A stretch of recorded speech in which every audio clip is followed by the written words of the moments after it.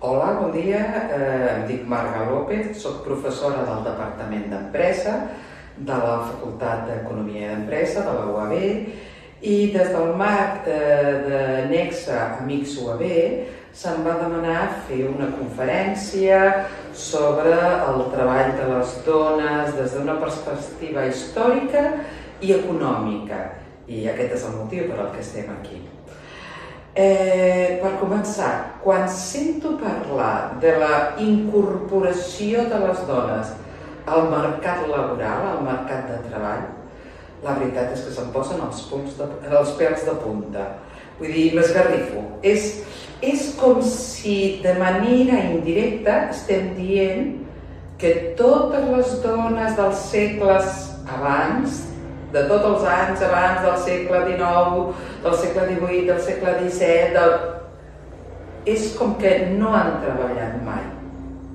Hem de tenir present que això no podia ser, és a dir, que només les dones nobles o de famílies benestants es podien permetre el luxe de no treballar, però la resta treballava. Quan a vegades pregunto a la gent jove, als meus alumnes, i els hi pregunto de manera enganyosa, de manera per veure aviam què em diuen, i els hi pregunto, escolta, per vosaltres, quina idea teniu o quan creieu que van començar a treballar les dones? Un grup, vull dir, un grup gran, em diuen que per la industrialització. Un altre grup diuen que per les guerres, que el fet que els homes anessin a les guerres, les dones anaven a les fàbriques.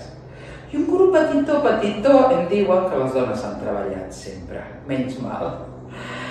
Però la idea és, per què tenim aquest pensament erroni i a la vegada tan arrelat? Suposo que hi ha diferents explicacions. Per exemple, una d'elles podria venir donada perquè confonem termes. Confonem, per exemple, el terme d'una activitat econòmica feminitzada amb el fet de que les dones entressin a treballar. Existeix el concepte d'activitat masculinitzada, també, com serien els miners. I això no vol dir que comencessin només a treballar en l'època de les mines. Per tant, això és una errada gran i és una confusió. I a més és que hi ha fonts, com les fonts pictòriques, que ens ho diuen claríssimament. Pel cas de Catalunya, per exemple, només com a serveixi d'exemple, pel cas de Catalunya, pel segle XIX, tenim pintors tan reconeguts com és el Joaquim Vayreda, el Joaquim Vancells, amb els seus dibuixos, on apareixen les dones treballant al camp, apareixen tenint cura del ramat. Per tant, no hi ha cap mena de dubte. Hi ha altres, això no és una cosa que passi només aquí a Catalunya, passa a Espanya i passa en els diferents països occidentals, està claríssim. Hi ha quadres que podem veure, per exemple, a les hilanderes de Velázquez. Són quadres també del segle XVI, del segle XVII, o per exemple aquell quadre que és el recaptador d'impostos, on ell apareix comptant les monedes que acaba de recaudar i la seva dona està al costat i es veu clarament com ella porta els llibres comptables. O per exemple un quadre maquíssim que és el de les Dides, on aquí podríem parlar llarg, vull dir, però no m'estendré, però és una activitat del sector terciari on elles cobraven salari i que estava completament reglat. Per tant, per un costat tenim el problema aquest que potser confonem termes. En segon terme tenim també el que seria un problema de les fonts primàries. Les fonts primàries, sobretot les del finals del XVIII i al llarg de tot el segle XIX, degut a que hi ha un discurs, es propugna un discurs a través de les diferents institucions, església, premsa, ensenyament, associacions obreres, metges, etc., que excloïen les dones del mercat de treball. Però això ho hem de tenir present més de cara a l'exterior que no pas a la realitat. Per tant, què ens hi trobem? Ens hi trobem que a les fonts primàries hi ha un subregistre. Per exemple, en padrons on hi ha dades de noms, cognoms, edat, on van néixer, la relació amb el cap de família, si saben llegir, si saben escriure. Hi ha una columna que és la de l'ocupació. La dels homes sempre està plena. La de les dones majoritàriament, bàsicament apareix o buida, o posa la de su sexo, la de su cocina, sus labores, aquesta mena de conceptes. Per tant, si ens hem de creure els censos com a font oficial, tenim que per al 1877 tenim una taxa d'activitat femenina del 17,2%. És a dir, el 83% de les dones amb edat de treballar significa que no treballaven? No, el que significa és que aquesta font no ho recollia. Per tant, hem de buscar altres fonts que ens ajudin a mostrar el treball de les dones, a visibilitzar-les. Per exemple, jo a la meva tesi doctoral, amb diferents fonts, vaig poder trobar per Catalunya, anava sobre la reconstrucció del treball de les dones i la reconstrucció de les tasses d'activitat, i vaig trobar, per exemple, això m'ho miro, que si no, no me'n recordo, Sant Andreu de Llavaneres per al 1829, una tassa d'activitat femenina del 48,2%. Per Terrassa, pel 1860, era de 33,2%. Cruïlles, a mitjans del 19, de Girona, 48,2%. Bellcaire, també de Girona, 1868, era una tassa d'activitat un 66,9% i Calonja, el 81, del 24,4%.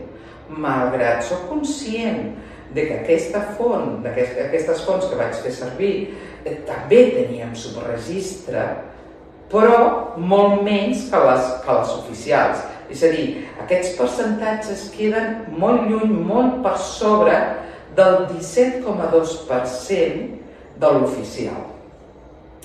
Després també aquestes fonts el que ens ha fet és tenir un concepte de model tradicional de l'activitat laboral de les dones, no?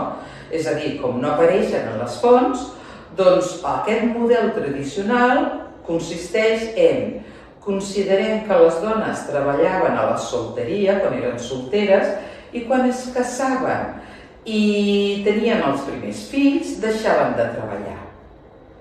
Per això ja hem vist, hi ha treballs cada vegada més, que estan demostrant que aquest subregistre del treball de les dones principalment està en dones casades.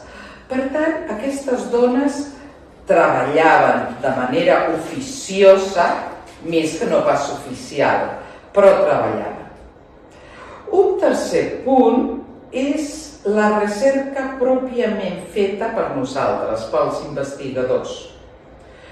Quants treballs existeixen de recerca, està clar, des de diferents disciplines que arriben a conclusions sobre productivitat, sobre mà d'obra, desenvolupament econòmic i molts altres indicadors econòmics i no econòmics en els que no s'ha tingut en compte el treball de les dones, dels nens i de les nenes. S'ha de tenir present que fer recerques sobre aquest tema, intentant incloure el treball de les dones, nens i nenes, és molt més difícil per les raons que acabo de donar, no? Del problema de les fonts. Per tant, requereix el triple o el quadriple de temps per poder trobar-les. És com trobar una agulla en un paller, no? Me'n recordo que quan feia la tesi, com la feia sobre Catalunya, era el pa de cada dia, era agafar el cotxe i anar a visitar tots els arxius no només els grans, com la Biblioteca de Catalunya, o el Nacional, o la Riaca, o els comarcals, sinó també els municipals, els particulars, els de pobles petits, perquè mai sabies on trobaries aquell document on es mostraria el treball de les dones.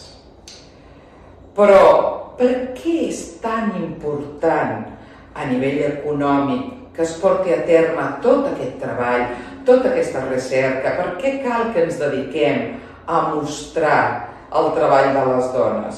Bé, econòmicament parlant, n'hi ha molts punts i moltes explicacions que són importants. En aquest moment em centraré només en 3. La primera és la errada de productivitat.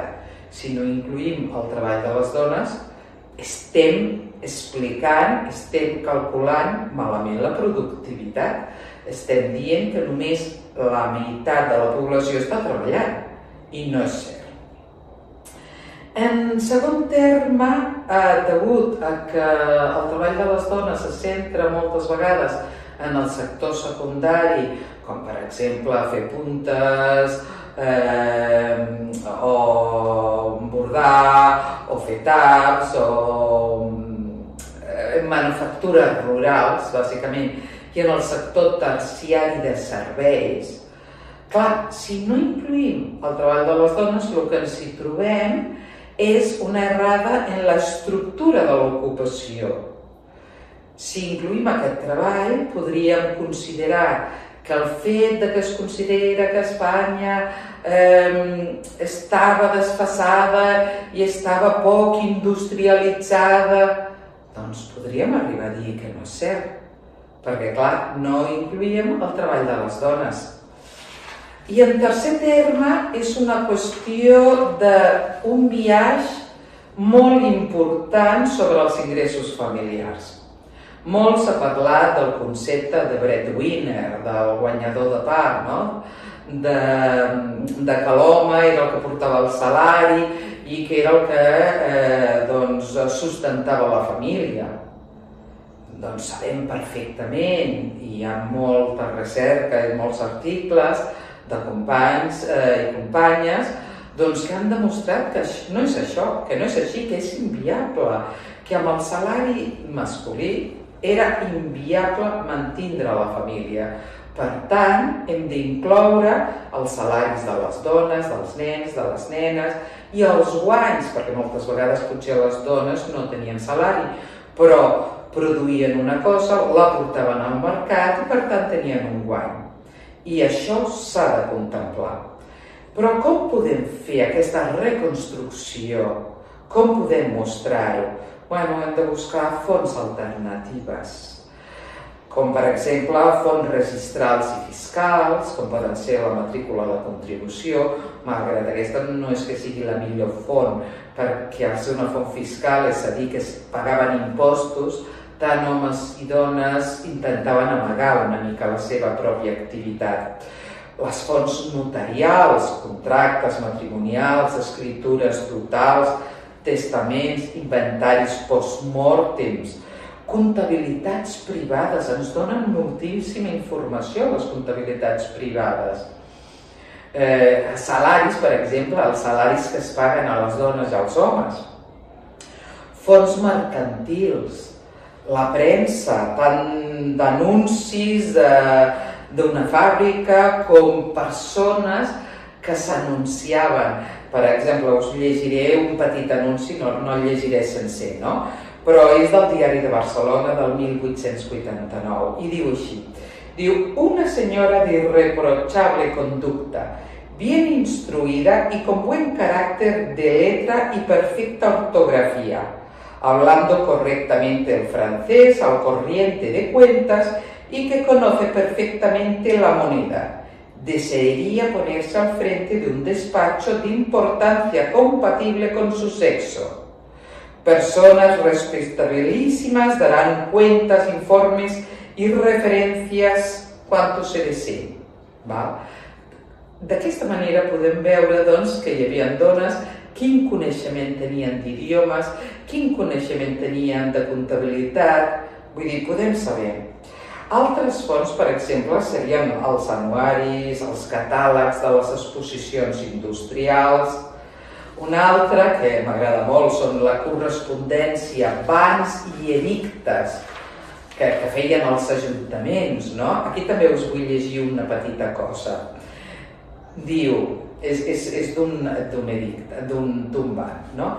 Diu, dichas casas de prostitución tolerada en el lenguaje oficial se denominarán casas de tolerancia y quien las tuviese por su cuenta o solicitase establecerlas se denominará su empresario o empresaria.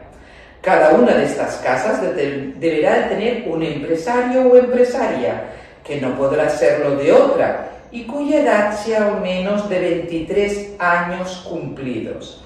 Això és de l'Arxiu Municipal de Girona, del 1854, és l'article 4, i n'hi ha molt més. És un document interessantíssim on veiem que les dones no només treballaven, és que també eren empresàries. També ens podem referenciar a través de fonts pictòriques, fotogràfiques, etc. En fi, ja per acabar, m'agradaria llegir dues cites que crec que resumeixen molt bé el que jo avui he volgut explicar o transmetre. La primera és de Sarasua i Gálvez, del 2003, i diu així: no podem pretendre que les nostres anàlisis siguin creïbles si la història que expliquem és que només la meitat de la població va contribuir al creixement. I la segona cita que vull llegir és de Smith, que és un pseudònim de Waldo Gottman del 2006. I aquesta aniria més adreçada als investigadors,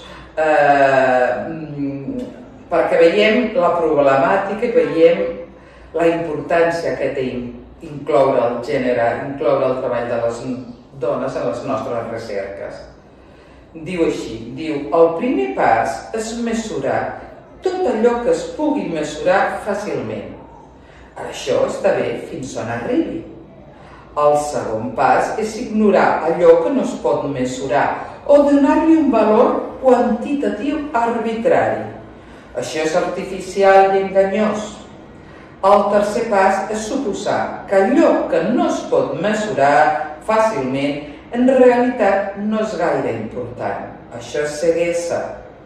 El quart pas és dir que allò que no es pot mesurar fàcilment en realitat no existeix. Això és suïcidi. Moltes gràcies.